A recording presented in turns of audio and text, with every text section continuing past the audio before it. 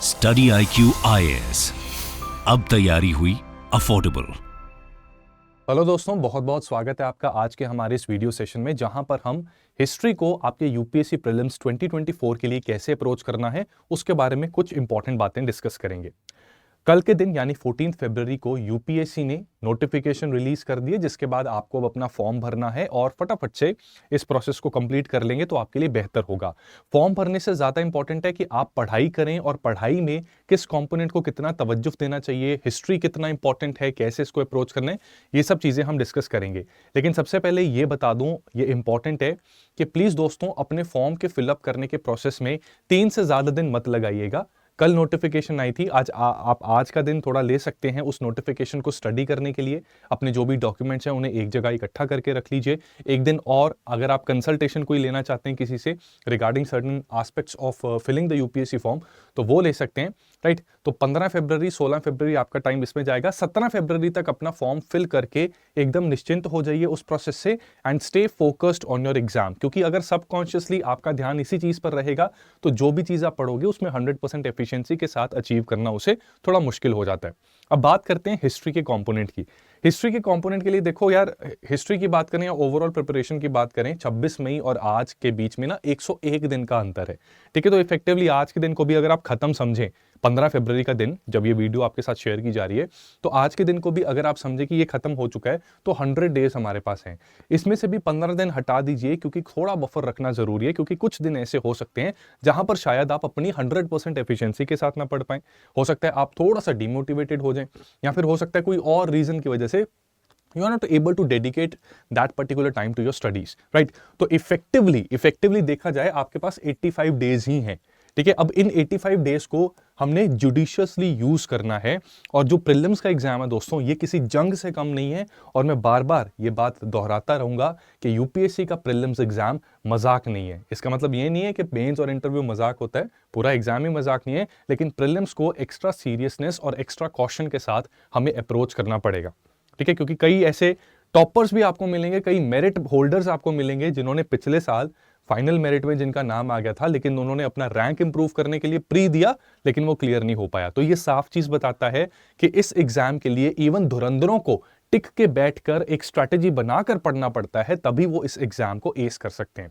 अब देखो, हम जंग की बात कर रहे हैं, या फिर जंग की बात करें, या किसी टूर्नामेंट की बात करें, तो उसमें जहां पर आपकी लड़ाई होगी उसकी पिच को जानना बड़ा जरूरी है। You need to know the information and the knowledge regarding your battle field in order to win the war, ठीक है। बैटल फील्ड की नॉलेज होनी बड़ी जरूरी है, राइट। क्रिकेट में भी आप देखते हैं कि कई बार पिच की प्रॉपर जानकारी ना होने की वजह से भी एक बहुत अच्छे प्लेयर्स भी जीरो पे आउट हो जाते हैं, राइट। तो पिच के बारे में अगर हमने जानना है तो यूपीएससी की पिच है इसके एमसीक्यूज, और एमसीक्यूज के बारे में हमें सबसे पहले पता लगता है इसी के दिए गए सिलेबस से। तो अगर हम यूपीएससी की नोटिफिकेशन में दिए सिलेबस का थोड़ा सा एनालिसिस करेंगे तो प्रीलिम्स का सिलेबस बहुत ही ब्रीफ और संक्षिप्त में है, जहां पर हिस्ट्री के लिए लिखा गया है कि हिस्ट्री से आपसे पूछा जाएगा history of India and Indian national movement. तो एक क्लियर कट बात यहां पर यह है कि वर्ल्ड हिस्ट्री से रिलेटेड ज्यादा सवाल यहां पर आप सवाल एक्सपेक्ट नहीं कर सकते अनलेस एंड अनटिल वो करंट अफेयर के कॉन्टेक्स्ट में पूछ लिया जाए, right. And history of India में भी इंडियन नेशनल मूवमेंट यानी कि मॉडर्न हिस्ट्री को थोड़ा सा एक्स्ट्रा एम्फेसिस प्री के इस सिलेबस के फ्रेज में देने की कोशिश की गई है, बट फिर भी हमें डिटेल्स यहां पर इतनी पता नहीं लग रही। तो इसके लिए ऑल्दो तैयारी हम प्री की कर रहे हैं, लेकिन फिर भी मेंस के एस्पेक्ट्स को कुछ देखेंगे तो मेंस के अंदर हमें फर्दर बाइफर्केशंस पता लग जाती हैं कि हिस्ट्री में हमें क्या क्या पढ़ना है, ठीक है। तो यहां पर सिर्फ हिस्ट्री की बात नहीं, आर्ट एंड कल्चर की भी बात होगी, क्योंकि that is also a very important aspect of history itself. क्योंकि जब हम हिस्टोरिकल फैक्ट्स की बात करते हैं, क्रोनोलॉजिकल प्रोग्रेशंस की बात करते हैं, तो वहां पर सोसाइटी में आर्ट एंड आर्किटेक्चर में क्या क्या इवोल्यूशन हुई उसके ऊपर भी प्रॉपर तवज्जो दिया जाता है।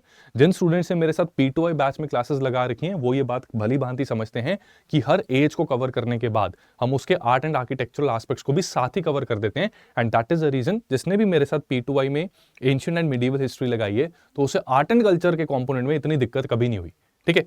तो यहां पर आर्ट एंड कल्चर की अगर हम बात करें तो यहां salient aspects of art forms, literature and architecture from ancient to modern times, ये सब कुछ आएगा, ठीक है। आर्ट फॉर्म से बहुत सी चीजें आ जाती हैं, आपका म्यूजिक आ जाता है, डांस आ जाता है, ठीक है, फोक थिएटर आ जाता है, पपेट्स आ जाते हैं और बहुत सारी चीजें, राइट। सिमिलरली लिटरेचर में जिस भी एज में कुछ इंपॉर्टेंट लिटरेरी पीसेस बने हैं, मास्टर पीसेस बने हैं, ठीक है। मनी में कलाई बाय सत्यनारा, इसकी बात करें, या अभिज्ञान शकुंतलम की बात करें, तो वो सारी चीजें, वो एस्पेक्ट्स यहाँ पर आ जाएंगे। आर्किटेक्चर बहुत इंपॉर्टेंट है, चाहे वो इंडस वैली के हम टाउन प्लानिंग की बात करें, ठीक है, या फिर मॉडर्न आर्किटेक्चर में जो ल्यूटेंस दिल्ली बना है, मॉडर्न चंडीगढ़ बना है, उसकी बात करें, राइट। तो ये सारे एस्पेक्ट्स इसमें पूछे जा सकते हैं।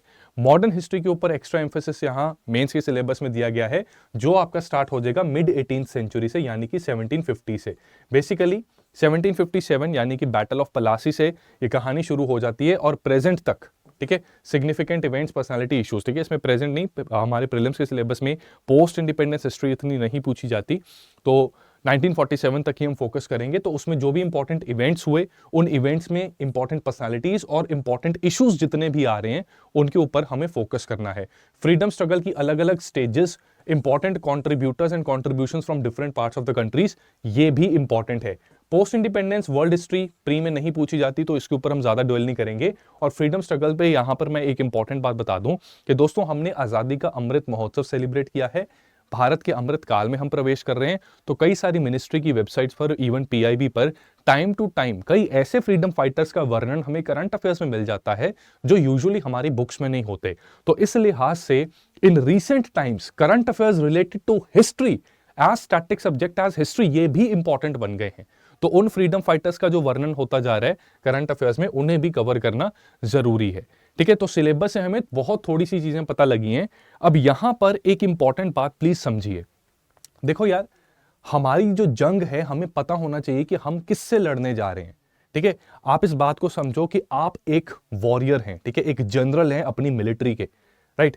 तो एक छोटे से प्यादे के साथ लड़ने के लिए, आप मान लो चेस भी खेलते हो, ठीक है, तो एक प्यादे को मारने के लिए आप अपने हाथी को शहीद नहीं कर सकते। प्यादे को प्यादे से मारना ही सही रहता है, राइट। उसके बाद वो प्यादा शहीद हो जाए तो कोई बात नहीं, आपका रास्ता ही जनरली क्लियर होता है, राइट। तो उसी तरह से हिस्ट्री में बहुत सारे कंपोनेंट्स होते हैं। पर्टिकुलरली अगर मैं ब्रॉड क्लासिफिकेशन करूं तो ancient history, medieval history, modern history and art and culture, ये 4 क्रूशियल कंपोनेंट्स हैं। अब किस कंपोनेंट पर कितना तवज्जो देना चाहिए, कितना जोर देना चाहिए, ये डिपेंड करता है इनमें से पूछे गए नंबर ऑफ क्वेश्चंस पर इन प्रीवियस ईयर्स, ठीक है। मोर ओवर, हिस्ट्री को in comparison to other subjects कितना टाइम और कितना एफर्ट हमें देना चाहिए, क्योंकि देखो हिस्ट्री एक ऐसा सब्जेक्ट है जिसका कोई अंत नहीं है। आप चाहें कितना भी डीप जा सकते हैं। मॉडर्न हिस्ट्री में भारत के एक एक प्रिंसली स्टेट की हिस्ट्री पढ़नी शुरू कर दीजिए। हिमाचल की जो स्टेट सिविल सर्विसेज में आई थिंक जलोखड़ा नाम की एक बुक आती है, उसमें डिटेल में पहाड़ी राजास के बारे में, प्रजा मंडलीज के बारे में इतना सारा इंफॉर्मेशन दे रखा है। आप उसके बीच में चले जाइए, कोई अंत नहीं है। राजपुताना स्टेट, उनकी हिस्ट्री वो अलग है, लेकिन क्या ये सब जरूरी है और कितना टाइम, कितना एफर्ट हमें देना चाहिए, ये चीज हमें समझनी है by looking at the number of questions and the weightage that this component holds in prelims paper, ठीक है। तो अगर हम 2015 से लेकर 2023 तक का एनालिसिस करें, ठीक है, ये लगभग 8 से 9 साल के ईयर्स का एनालिसिस है, तो इसमें आप देख सकते हो एवरेज रूप में you can very clearly see, average तौर पे आप 15 से 16 क्वेश्चंस हिस्ट्री से एक्सपेक्ट कर सकते हैं, ठीक है, including ancient India, medieval India, modern India and art and culture. Exceptional years में 22 क्वेश्चंस मैक्सिमम इस कंपोनेंट से पूछे जा सकते हैं, बट जनरल ट्रेंड यही बताता है कि 15-16 क्वेश्चंस आप इस कंपोनेंट से कंसिडर कर सकते हैं, इसमें से आ सकते हैं।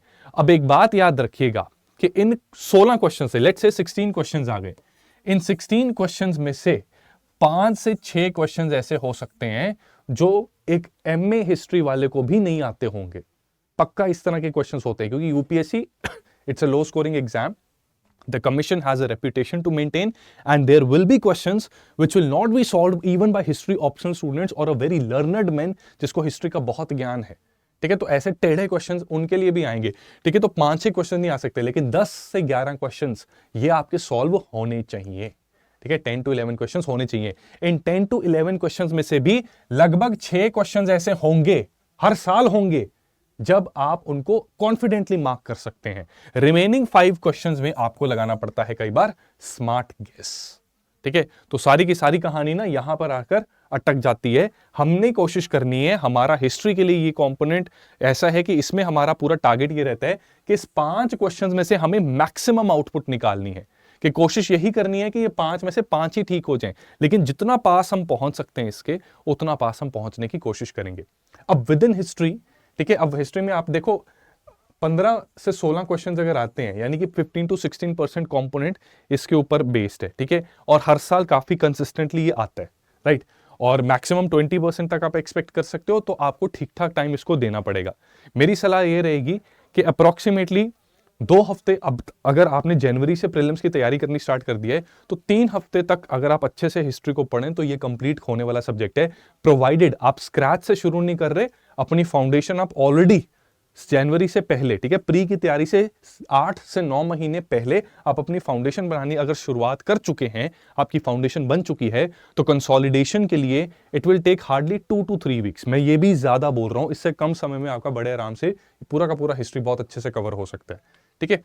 तो ये चीज हमें करनी है, लेकिन हमें अब with in this history component ancient, medieval, modern and art and culture, इसको कैसे अप्रोच करें। बहुत से बच्चों के मन में ना एक बहुत भय पैदा हो रहा है कि सर एंशिएंट इंडिया क्या करूं, मेरे एंशिएंट इंडिया में मार्क्स नहीं आ रहे, मेरे मिडिवल में मार्क्स नहीं आ रहे, कोई बुक बताओ, कहां से कवर करूं, क्या करूं।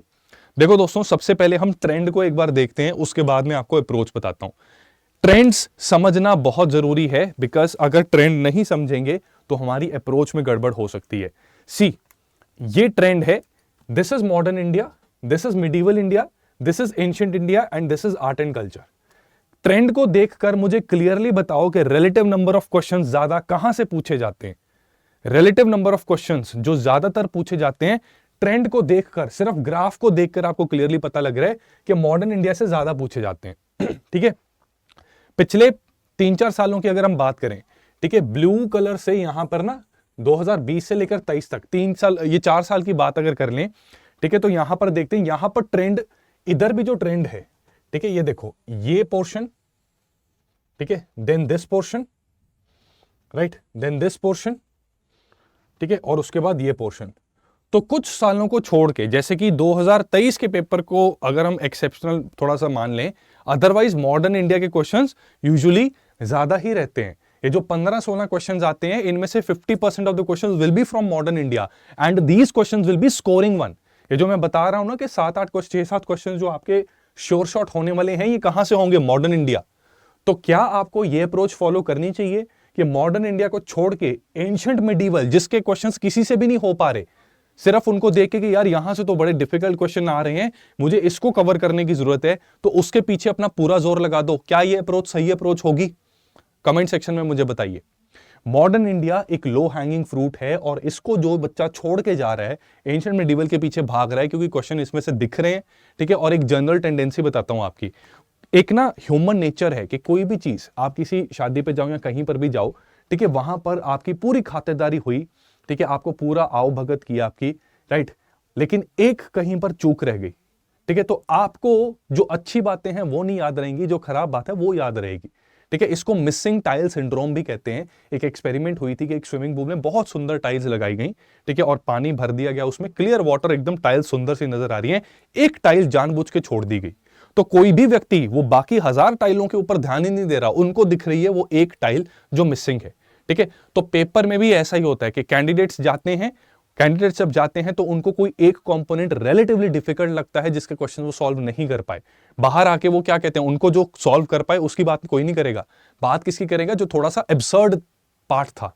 और वो एब्सर्ड पार्ट इवन टॉपर्स भी छोड़ के ही आते हैं, या फिर स्मार्ट गेस करते हैं, जितना होता है ठीक है, नहीं तो उस पोर्शन पर ज्यादा फोकस करो जो हो सकता है, ठीक है। क्योंकि generally art and culture, medieval और एंशिएंट इंडिया, इसमें से जनरली टेढ़े सवाल थोड़े ज्यादा होते हैं, राइट। तो इसलिए लोगों को ये रहता है कि एंशिएंट इंडिया यार रह गया इस बार, एंशिएंट इंडिया तो ओ हो, ठीक है। ये चीज नहीं करनी, मॉडर्न इंडिया के ऊपर सबसे पहले फोकस करने। अपने एक्सपीरियंस से अब सुन लो, अपने एक्सपीरियंस से बता रहा हूं, focus on modern India first.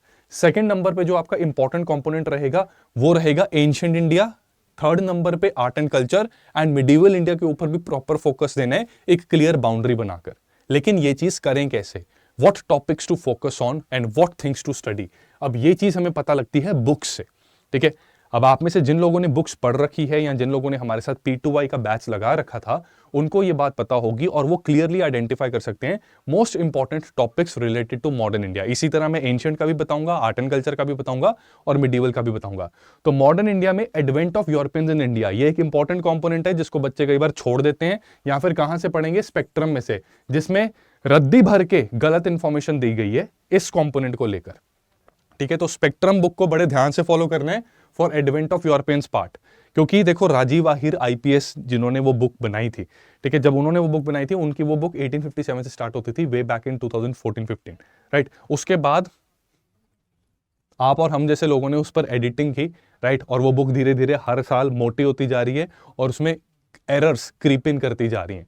तो एडवेंट ऑफ यूरोपियंस ये बाद में ऐड किया हुआ पार्ट है, तो इसको जरा ध्यान से हमने करना है। Otherwise spectrum is a very good book for your prelims part. ठीक है, revolt of 1857 very important component, इसको बिल्कुल मिस नहीं करना।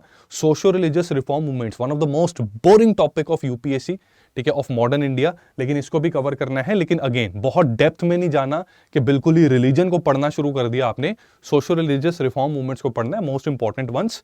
ठीक है, उससे रिलेटेड प्रीवियस ईयर क्वेश्चंस करने हैं, राइट। मूवमेंट क्या थी, उसका ऑब्जेक्टिव क्या था, मेन लीडर्स और उससे related literature, that's it. Table बना के इसको फॉलो करोगे तो ज्यादा सही रहेगा। पॉलिटिकल कॉन्शियसनेस की राइज, इसमें जो कांग्रेस से पहले जो प्री कांग्रेस ऑर्गेनाइजेशंस रहती हैं, दे आर इंपॉर्टेंट। तो इसमें कौन सी ऑर्गेनाइजेशन थी, क्या उसका ऑब्जेक्टिव था, main founders and literary source related to it. ठीक है, मेजर एक्टिविटीज एसोसिएटेड, ये अगर आती है किसी ऑर्गेनाइजेशन की तो वो भी यहां पर टेबल बना के इसको कर सकते हो। तो ये दो चैप्टर्स ना 2 A4 शीट्स में आपके कंप्लीट हो सकते हैं if you know how to make tables, जैसे कि हम SIP प्लस में भी करते हैं। हमारा क्रैश कोर्स है फॉर यूपीएससी प्रीलिम्स, तो वहां पर भी ये चीज की जाती है।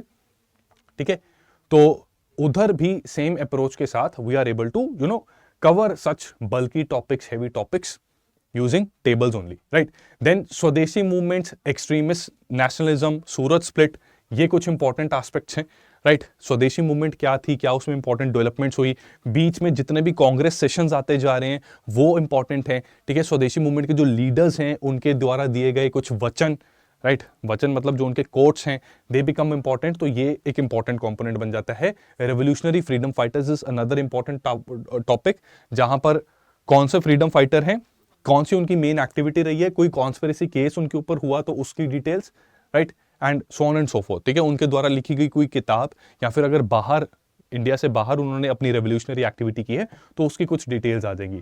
फर्स्ट वर्ल्ड वॉर, ये वर्ल्ड हिस्ट्री का पार्ट है वैसे तो, लेकिन इंडिया में उसकी रैमिफिकेशंस और रिपल्स पड़े और फ्रीडम स्ट्रगल भी उससे इंपैक्ट हुआ। तो freedom struggle first world war के दौरान क्या इसका रुख रहा था, कौन इंपॉर्टेंट लीडर्स थे, आइडियोलॉजिकल चेंज कुछ हुआ कि नहीं हुआ। ठीक है, कुछ इंपॉर्टेंट इंटरनेशनल फैक्टर्स ने भारत की हिस्ट्री में और भारत के फ्रीडम स्ट्रगल को कैसे इंपैक्ट किया। तो ये कॉज एंड इफेक्ट रिलेशन अगर समझ में आ रहा है तो एजर्शन रीजन टाइप के एमसीक्यूज आप अच्छे से सॉल्व कर पाओगे। गांधी जी यूपीएससी का बड़ा फेवरेट टॉपिक है। ठीक है, नो मैटर आपको गांधी जी के प्रति आप क्या भाव रखते हैं, वो इतना फर्क नहीं पड़ता उससे, लेकिन यूपीएससी को काफी पसंद है गांधी जी, इनसे रिलेटेड काफी क्वेश्चंस ये पूछ लेते हैं। ठीक है, तो गांधी जी का struggle in south Africa is very important, जो बहुत सी बुक्स में मिसिंग है। ठीक है, इवन स्पेक्ट्रम में भी साउथ अफ्रीका में जो गांधी जी की एक्टिविटीज थी दे आर मिसिंग। ये मैंने अपनी साहस की सीरीज में कवर करवा रखा है, advent of Europeans and Gandhi ji. ठीक है, ये साहस सीरीज में जिसने मेरे साथ कवर कर दिया है तो उसका काम बन जाएगा। स्टडी आई क्यू के यूट्यूब चैनल पर है, वहां पर आप देख सकते हैं। और पेड बैच स्टूडेंट्स को भी मैंने एडवेंट ऑफ यूरोपियंस बहुत अच्छे से कवर करवाया है। They are not going to forget whatever we have studied. And again advent of Europeans पे भी मैंने इतने टेबल्स बनवाए हैं कि उन टेबल्स को याद करके आपका ये टॉपिक बड़े आराम से प्रिपेयर हो सकता है। Then non cooperation movement, civil disobedience movement and freedom struggle during second world war, these are most important topics. यहां से काफी एमसीक्यूज आए हैं। Run up to independence, August offer, Cripps mission, cabinet mission, Shimla conference, ये एक के बाद एक डेवलपमेंट्स होती हैं और इस पोर्शन से रिपीटेडली बहुत से क्वेश्चंस आते हैं। ठीक है, जनरली ये देखा गया है कि जब किसी चीज को 100 साल के आसपास या 50 साल 75 साल इस तरह से कंप्लीट हो जाते हैं तो वो कंपोनेंट इंपॉर्टेंट बन जाता है और उससे काफी सवाल बन जाते हैं। ठीक है, तो नॉन कोऑपरेशन को लगभग 100 साल हुए हैं, राइट। सिविल डिसोबीडियंस को अभी होने में टाइम है बट ये भी इंपॉर्टेंट बन जाएगा। And run up to independence में क्योंकि हमारे फ्रीडम स्ट्रगल बहुत जल्दी अब आने वाला था तो इसलिए ये भी इंपॉर्टेंट बन जाता है। Communal aspects of freedom struggle, this is also important. ठीक है, कि कम्युनल एस्पेक्ट्स यानी कि रिलीजियस सेंटिमेंट्स यहाँ पर क्लैश में आ गए थे जिसकी वजह से पार्टीशन हो गई, तो वो भी इंपॉर्टेंट है। Then very important topics, aspects of British rule in India, तो police reforms, army reforms, educational reforms under British, ये हम करते हैं।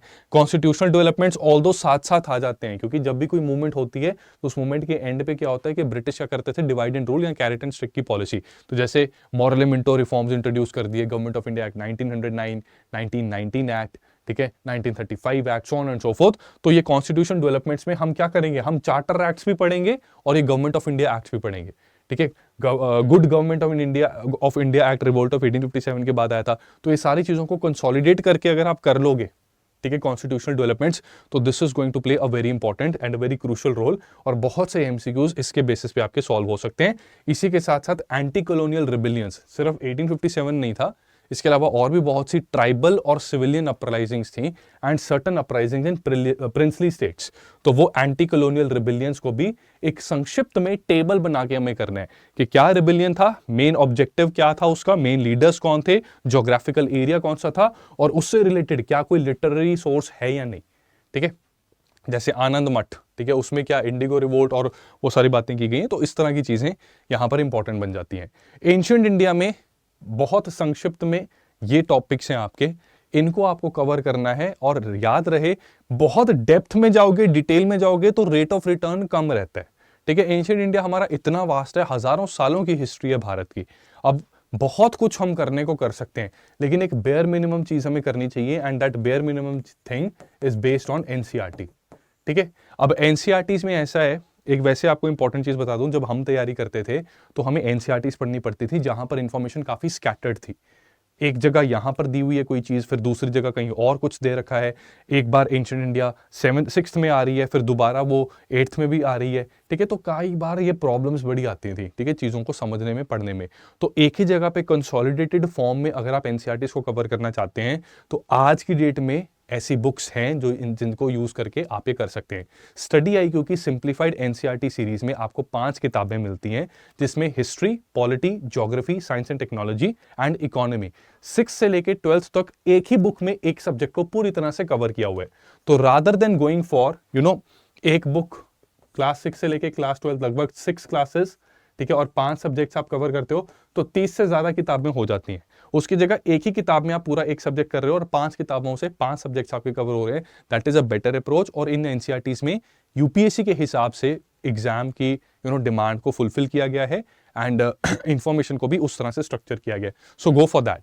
अब इसके अंदर एंशिएंट इंडिया में स्टोन एज और इंडस वैली सिविलाइजेशन, वैदिक सिविलाइजेशन, जिसमें हम टर्म्स के ऊपर ध्यान देंगे ज्यादा, ठीक है, टर्म्स के ऊपर, स्टेटस ऑफ विमेन, ठीक है, ओल्डेस्ट वेदा, राइट, फिर वेदास के अंदर उपवेद, समवेद, ब्रह्मा, आर्यानकास, ब्रह्मास, ये सारी चीजें हम इसमें स्टडी करते हैं। देन पोस्ट मॉडर्न डायनेस्टीज, इनको ब्रीफ में पढ़ेंगे, संगम एज के बारे में पढ़ेंगे, ठीक है, महाजनपद एंड महाजनपद को स्टडी करेंगे, इमर्जेंस ऑफ मॉडर्न एम्पायर को स्टडी करते हैं हम, ठीक है, फिर गुप्ता एम्पायर आता है, हर्षा एम्पायर आता है। तो इसकी एक ब्रीफ हिस्ट्री के बारे में हमें पता होना चाहिए, और फोकस करते रहेंगे इसमें इंपॉर्टेंट हुई डेवलपमेंट्स के ऊपर and socio economic life during these ages, plus any development in literary form, art and architecture, वो भी साथ साथ अगर कवर कर लोगे तो आर्ट एंड कल्चर का बर्डन कम हो जाएगा। उसके बाद कुछ डायनेस्टीज और आती हैं, जैसे चालुक्यास, राष्ट्रकूटास, प्रतिहारास, ठीक है, एटसेट्रा। तो उनको भी कवर करके एंशिएंट हिस्ट्री को काफी अच्छे से कंसोलिडेट आप कर सकते हो। अब Buddhism and Jainism, this is the most important topic. सबसे इंपॉर्टेंट टॉपिक्स ना Indus valley, Vedic, modern dynasty और बुद्धिज्म जैनिज्म रहते हैं, and to some extent Gupta age, ठीक है। ये सबसे इंपॉर्टेंट टॉपिक्स हैं एंशिएंट इंडिया के। और बुद्धिज्म जैनिज्म को आर्ट एंड कल्चर में भी किया जा सकता है, एंशिएंट में भी किया जा सकता है। मैं अपने बैच में एंशिएंट में जनरली इसको करवाता हूं, और जिसने इस टॉपिक को अच्छे से कर लिया तो बहुत से क्वेश्चन उसके सॉल्व हो जाते हैं डायरेक्ट। हर साल इसमें से एक सवाल आता ही आता है, ठीक है। तो बुद्धिज्म जैनिज्म को सही से करने की काफी ज्यादा रिक्वायरमेंट रहती है। इसके बाद मिडीवल इंडिया में इस्लामिक इन्वेजन, ठीक है, इनको हम पढ़ते हैं। Then Delhi sultanate, Vijayanagar and Bahmani kingdom, Mughal empire काफी डिटेल में होता है, एंड देन मराठास। ये सबसे इंपॉर्टेंट टॉपिक्स हैं फॉर मिडीवल इंडिया, राइट। अब करने को इसके बाहर भी कुछ सवाल आ सकते हैं, लेकिन जिसने इन टॉपिक्स का एक बेयर मिनिमम बाउंड्री बना के अच्छे से कवर कर लिया है तो उसका काम बन जाएगा।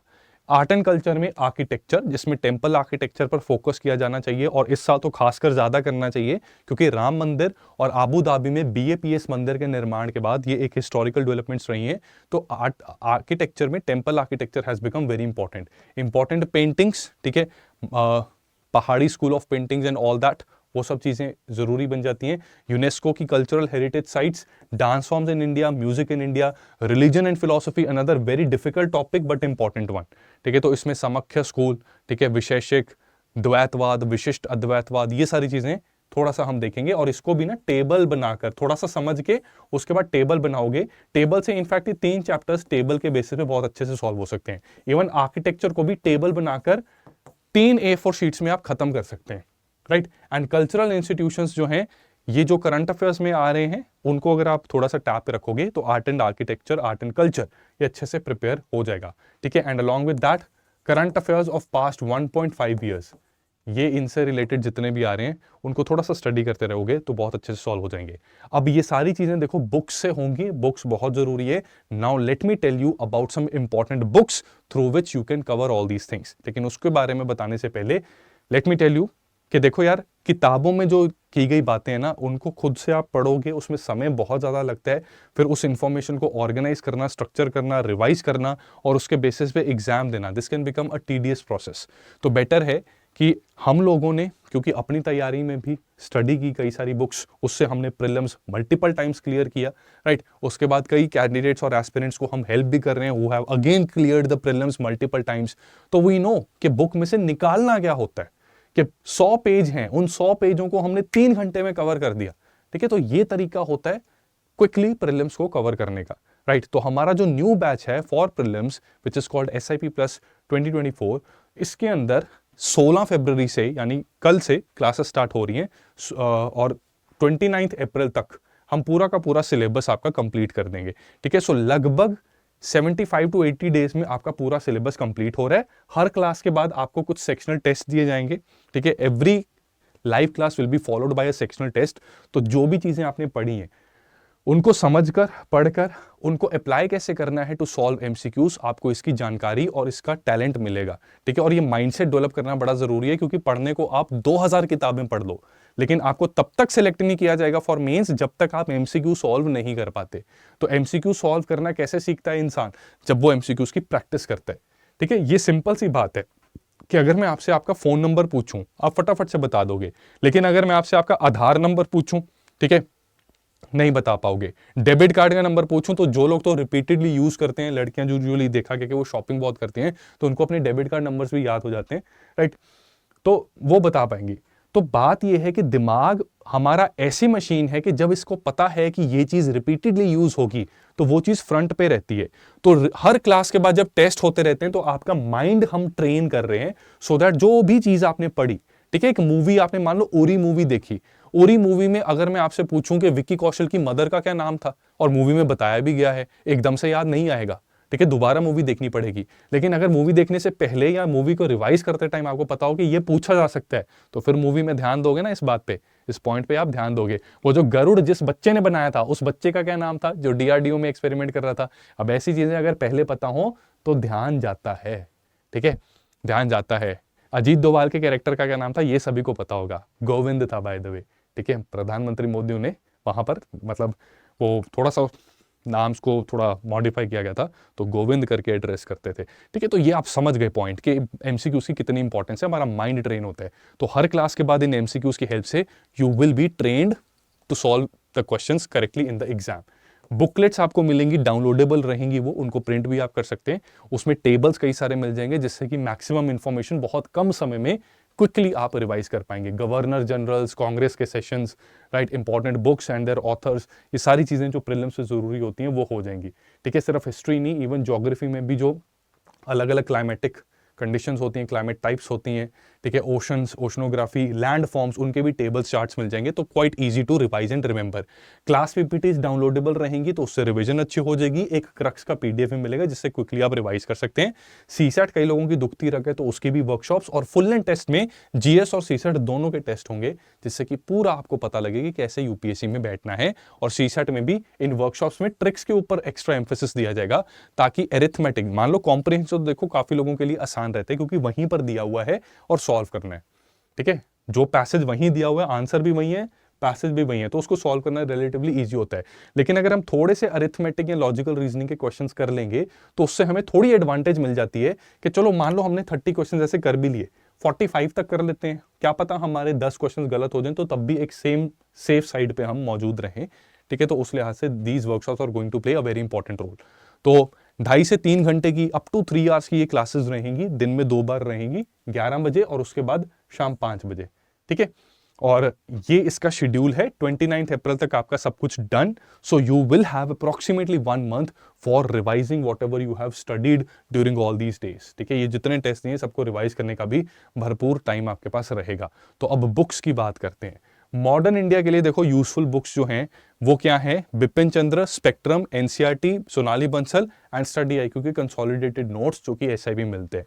अब क्लियरली बता दूं कि जिन लोगों ने बिपिन चंद्र अभी तक नहीं पढ़ी, अब मत पढ़ना, ठीक है। प्रीलिम से पहले बिपिन चंद्र पढ़ने का कोई पॉइंट नहीं बनता। अगर तो पहले से पढ़ रखी है, इसके शॉर्ट प्रिसाइज नोट्स बना रखें, तब ये बुक काम आएगी, अदरवाइज नहीं, ठीक है। अब मैं भी बोलूं तब भी नहीं इसको फॉलो करना, ठीक है, इसमें उलझ जाओगे, बहुत बल्कि बुक है। Spectrum is a very good book, one of the best book available in the market, but advent of Europeans वाला पार्ट इसमें हाथ जोड़ के निवेदन है, उसको ध्यान से करना। एरोनियस इंफॉर्मेशन इसमें दी गई है, उसको कवर करने के लिए आप स्टडी आईक्यू के यूट्यूब चैनल पर जाकर साहस सीरीज को फॉलो कर लीजिए, ठीक है। तो ये जो 1707 से लेकर 1857 तक जो टॉपिक्स हैं वो साहस सीरीज से आप अच्छे से कवर कर सकते हैं। इनफैक्ट पूरी मॉडर्न हिस्ट्री कंप्लीट कर दी जाएगी साहस सीरीज में भी, free of cost, right, by 15 March. उससे पहले आपका सब कुछ इंडिपेंडेंस तक सब डन हो जाएगा, तो उसको आप फॉलो कर लो, ये भी आपको प्रॉपरली प्रीलिम्स के लिए प्रिपेयर कर देगी। एनसीईआरटी यार ठीक बुक्स हैं, बट इंफॉर्मेशन इतनी स्कैटर्ड है कि इसमें दी गई चीज़ों को पढ़ने के लिए आपको टाइम और एनर्जी बहुत वेस्ट करनी पड़ेगी। रादर इसके लिए मैं सजेस्ट करूंगा कि सिंप्लीफाइड एनसीईआरटीज आप परचेज कर लें, राइट, बहुत महंगी नहीं है, 1499 में आपको CS लाइव कोड लगाने के बाद सारी की सारी एनसीईआरटीज का वो जो सेट है आपको मिल जाएगा, ठीक है। तो simplified NCERTs will be better. Sonali Bansal is another good book, लेकिन इसको भी करने का फायदा तभी है अगर पहले पढ़ा है, ठीक है। अब लेकर इसको के पीछे पढ़ना will be like playing with fire, right. तो कुछ चीजें इसकी ठीक हैं, जैसे सिलेक्टिवली आप इसके टेबल्स को पढ़ सकते हैं, रेफर कर सकते हैं, बट अगर स्पेक्ट्रम को रेफर कर रहे हैं तो जो टेबल्स इसमें दिए गए हैं लास्ट में कांग्रेस के सेशन, वाइस राय, गवर्नर जनरल, वो काफी हैं। ये फिर प्री के पॉइंट ऑफ व्यू से काफी हैवी बुक हो जाएगी। एंड बेस्ट चीज, मैं ऐसे नहीं बोल रहा, ठीक है, our team has very meticulously designed the consolidated notes that we are giving in SIP plus, ठीक है। एंड P2I स्टूडेंट्स को भी पता है कि उनको भी क्रक्स डॉक्यूमेंट मिलता है, तो ये जो कंसोलिडेटेड नोट्स हैं इसमें आपको हर चीज मिलेगी और एक प्रिसाइज फॉर्मेट में मिलेगी, जिससे पूरा सिलेबस आप रिवाइज कर सकते हैं, ठीक है। बाकी सेल्फ स्टडी अगर कर रहे हो, स्पेक्ट्रम फॉलो कर सकते हो, बट एडवेंट ऑफ यूरोपियंस, उसके लिए साहस, इनफैक्ट स्पेक्ट्रम या साहस, इन दोनों में से कोई एक चीज कर लो, ठीक है। स्टडी आईक्यू की जो मॉडर्न हिस्ट्री की बुक है वो भी अच्छी है, तो साहस के साथ उसको कोई स्टडी अगर कर रहा है पहले से तो वो भी कर सकता है। एंशिएंट इंडिया के लिए बहुत से लोग अब ना किताब ढूंढ रहे हैं जिससे पता लग जाए कि ये यूपीएससी का एग्जामिनर किस किताब को साइड में रख के मेरे से सवाल पूछ रहा है। देखो दोस्तों, अब ऐसा है कि किताबें बहुत सी हैं एंशिएंट इंडिया पर जो बहुत दिग्गज हिस्टोरियंस ने बनाई हैं, बट वो इतनी हैवी हैं कि PhD करने के लिए उन्हें यूज किया जाता है, राइट। तो यूपीएससी की प्रिपरेशन के लिए, और वो भी सिर्फ 3-4 नंबरों के लिए, 6 नंबरों के लिए मैं आपको सजेस्ट कर दूं, या चलो 6 क्वेश्चंस 200 में से 12 नंबर के लिए मैं सजेस्ट कर दूं, इतनी बल्कि बुक पढ़ना, वो भी इस पॉइंट ऑफ टाइम पर, वो इनजस्टिस होगा, राइट। तो ट्रस्ट मी, RS शर्मा को अच्छे से पढ़ लो, ये मोर देन सफिशिएंट बुक है। इसको अच्छे से जिसने कर लिया वो एंशिएंट इंडिया के बहुत से क्वेश्चंस को सॉल्व कर लेगा। थोड़ा सा एक्स्ट्रा जाना चाहते हो तो अगेन स्टडी आईक्यू की सिंप्लीफाइड एनसीईआरटी सीरीज में से हिस्ट्री को कवर कर लो, ठीक है। उससे एनसीईआरटी जो न्यू एनसीईआरटीज हैं उसमें हिस्ट्री के जो कॉन्सेप्ट्स हैं जो बॉक्सेस में दिए होते हैं वो आपके कवर हो जाएंगे। तमिलनाडु बोर्ड की बुक भी बहुत अच्छी बुक है। अब इसमें क्या है, ये ऑप्शन है, जो RS शर्मा कर रहे हैं उसको ये करने की जरूरत नहीं है, ठीक है, और जो तमिलनाडु बोर्ड की बुक को फॉलो कर रहा है उसको RS शर्मा करने की जरूरत नहीं है। अब विद इन RS शर्मा और तमिलनाडु बोर्ड में से कौन सी चूज करें, मैं सजेस्ट करूंगा कि अगर आपने अभी तक नहीं पढ़ी थी, ठीक है, किसी कोचिंग सेंटर के ही नोट्स को रेफर किया था और अभी पढ़ने का समय है थोड़ा सा और टाइम दे सकते हो, तो तमिलनाडु बोर्ड के बुक के साथ आप जा सकते हैं, ठीक है। तमिलनाडु बोर्ड की बुक को फॉलो कर लो, काम बन जाएगा, right. And yes, study IQ की बुकलेट्स और स्टडी आईक्यू की एंशिएंट मिडिवल हिस्ट्री की एक किताब है, राइट, ये भी आपके काम आ सकती है। मिडिवल हिस्ट्री के लिए एनसीईआरटी में अगेन सिंप्लीफाइड एनसीईआरटी से देखना है, right. And Satish Chandra is a good book, Tamil Nadu again a very good book. दोनों में से अगर डिसाइड करना है, go with Tamil Nadu beyond any doubt, ठीक है। तमिलनाडु बोर्ड से इस टाइम पर अगर कोई पढ़ना चाहता है, तमिलनाडु बोर्ड से मिडिवल हिस्ट्री को रिवाइज कर लो, मोर देन सफिशिएंट ये रहेगी, अच्छे से कवर हो जाएगा। ठीक है, सतीश चंद्र में थोड़े से इश्यूज हैं, थोड़ी मोनोटोनस सी बुक है, तो चीज़ों को रिवाइज करने में दिक्कत आ सकती है। तमिलनाडु बोर्ड बुक पढ़ के ऐसा नहीं होता। प्लस स्टडी IQ की जो एंशिएंट मिडिवल हिस्ट्री की बुक है वो भी काम आ सकती है, एंड जो SIP में या अदरवाइज हम नोट्स देते हैं वो भी काफ़ी काम आसान कर देते हैं। राइट, तो ये स्ट्रैटेजी यहाँ पर रहेगी। आर्ट एंड कल्चर के लिए एक तो आपने एंशिएंट मिडिवल मॉडर्न को करते हुए जो 7 कंपोनेंट्स पढ़े वो आपके हो जाएंगे। प्लस नितिन सिंघानिया की बुक अच्छी बुक हुआ करती थी, लेकिन आज की डेट में स्टडी IQ ने आर्ट एंड कल्चर की एक बहुत शानदार बुक निकाली है। एंड सी, मैंने खुद की तैयारी में देखो नितिन सिंघानिया फॉलो की थी, और मैं ऑनेस्टली कहता हूँ बहुत अच्छी किताब है। राइट, लेकिन तब स्टडी IQ की बुक एग्जिस्ट नहीं करती थी, अब करती है, और इसको मैंने रेफर किया अभी रिसेंट डेज में। एंड ट्रस्ट मी, मैं ऐसे नहीं बोल रहा 19-20 का फर्क है, पर 20 है ये। ठीक है, नितिन सिंघानिया 19 है तो ये 20 है। राइट, तो अगर बेटर बुक के साथ जाना चाहते हो तो स्टडी IQ की आर्ट एंड कल्चर की बुक को फॉलो कर सकते हो, बट अदरवाइज जो नितिन सिंघानिया को जो अभी तक फॉलो करता आया है, काफी देर से फॉलो कर रहा है, उसको मैं सजेस्ट करूंगा अब स्विच मत करना, go with this book only, it is also a very good book. ठीक है, बाकी जो हमारे साथ स्टूडेंट्स SIP में एनरोल्ड हैं उनको जो हम नोट्स दे रहे हैं उसमें नोट्स की ऐसी समरी दी गई है कि ये बुक्स का सार बहुत क्विकली आप इन नोट्स की मदद से पढ़ सकते हैं, क्योंकि ये बुक देखो इंटीग्रेटेड तैयारी के लिए तो बहुत अच्छी है। ठीक है, इंटीग्रेटेड तैयारी में प्री मेंस के लिए फाउंडेशन में जब समय बहुत ज्यादा है तो तब तो ये बुक्स बहुत अच्छी हैं, लेकिन प्री की तैयारी जब आपने करनी है 85 डेज के अंदर अंदर, तो तब बहुत सारी इंफॉर्मेशन को क्विकली रिवाइज करना जरूरी है। तो वो काम स्टडी IQ के SIP प्रोग्राम में दिए गए क्रक्स और PDF डॉक्यूमेंट से हो सकता है। ठीक है, ये साफ साफ बात बता रहा हूं। ठीक है, बाकी आपने अगर खुद के नोट्स बनाए हैं, they can play a very important role and they can go a long way in helping you solve so many questions. Right, तो अब सीधी सी बात है कि अगर आप डेली बेसिस पे मान लो, देखो कई लोग क्या कहते हैं, एक सवाल बहुत लोगों के मन में होता है कि सर क्या हम ऐसा करें कि 2 सब्जेक्ट्स पढ़ें एक दिन में, या क्या करें। तो देखो यार, टाइम मैनेजमेंट की बात कर लेते हैं। अब टाइम मैनेजमेंट में ऐसा है कि एक दिन में मेरी सलाह ये रहेगी कि एक दिन को आप 2 पार्ट्स में डिवाइड कर लो। ठीक है, या 3 पार्ट्स में कर सकते हो आप। तो उसमें क्या होगा, पार्ट 1 ये फिक्स रहेगा आपका, इसमें क्या होगा, करंट अफेयर्स। ठीक है, करंट अफेयर्स में आपके पास अब ऑप्शन है क्या क्या कर सकते हो, या तो आप कोई कंपाइलेशन फॉलो कर रहे थे तो उन्हीं को रिवाइज कर सकते हो, या फिर जो ईयरली कंपाइलेशन आप फॉलो करते हो उनको पढ़ सकते हो। तो उसमें आपका समय जाएगा, तो 3 से 4 घंटे इसे देने पड़ेंगे। ठीक है, फिर दिन का दूसरा भाग पार्ट 2, राइट, ये बहुत इंपॉर्टेंट है। अब हिस्ट्री को 2 से 3 हफ्ते में कवर करना है, तो पार्ट 2 ये हिस्ट्री को आप दोगे। राइट, तो डेली अगर आप 4 घंटे देते हैं, ठीक है, रिवाइज करने में हिस्ट्री की इंपॉर्टेंट चीजें, ठीक है, तो आप 2 वीक्स मतलब 14 डेज होते हैं, तो 20 डेज के करीब, ठीक है, 20 डेज के अंदर, इन लेस देन 20 डेज या अप्रोक्सीमेटली 20 डेज में आप हिस्ट्री पूरा का पूरा including art and culture cover कर सकते हैं। ठीक है, इन 20 डेज में से आपके अराउंड 10 डेज ये जाने चाहिए मॉडर्न हिस्ट्री को। ठीक है, 10 डेज जाने चाहिए मॉडर्न हिस्ट्री को, रिमेनिंग 10 डेज आपके जाने चाहिए ancient medieval and art and culture को। रिमेनिंग 10 डेज में से भी 4 days will be given to ancient India, right, 3 days will be given to culture and 3 days to medieval India. ठीक है, और अगेन देखने में लग रहा है कि ये सर क्या बता रहे हैं, इतना सारा सिलेबस इतनी जल्दी कैसे कवर कर रहे हैं। तो 4 घंटे में अगर आपको ये कम लग रहा है 5 घंटे कर दो, बट इतने दिनों में हो सकता है। हाँ, अगर पढ़ा ही नहीं है हिस्ट्री, पिछले 8 से 10 महीने में 9 महीने में सो रहे थे, तब दिक्कत आ सकती है। ये मैं मजाक नहीं कर रहा, जेन्युइनली बता रहा हूं। लेकिन अगर थोड़ी चीजें पढ़ रखी हैं तो 4-4 घंटे आप डेली बेसिस पे दोगे, 4 से 5 घंटे, तो 20 दिन में पूरी की पूरी हिस्ट्री कंप्लीट हो सकती है। ठीक है, और इसमें कोशिश ये कीजिएगा कि मान लीजिए आप 4 घंटे पढ़ रहे हैं, तो 3 घंटा स्टडी करके 1 घंटा उससे रिलेटेड MCQs को प्रैक्टिस करना है। ठीक है, 1 घंटा उससे रिलेटेड MCQs को, राइट, ये अप्रोच रहेगी। इसको फॉलो करके आप काफी अच्छे से अपनी पूरी हिस्ट्री को कवर कर सकते हैं। बाकी हमारी SIP की क्लासेस में हम अप्रोच ही ये फॉलो कर रहे हैं कि उसमें 3 घंटे की क्लास होती है, राइट, तो उसके अंदर मान लो हमने एक क्लास में 3-4 टॉपिक्स करते हैं, जैसे 1857 भी उसमें हो जाएगा, प्री कांग्रेस एसोसिएशन हो जाएंगी एंड बर्थ ऑफ कांग्रेस और स्वदेशी मूवमेंट हम कंप्लीट करवा रहे हैं।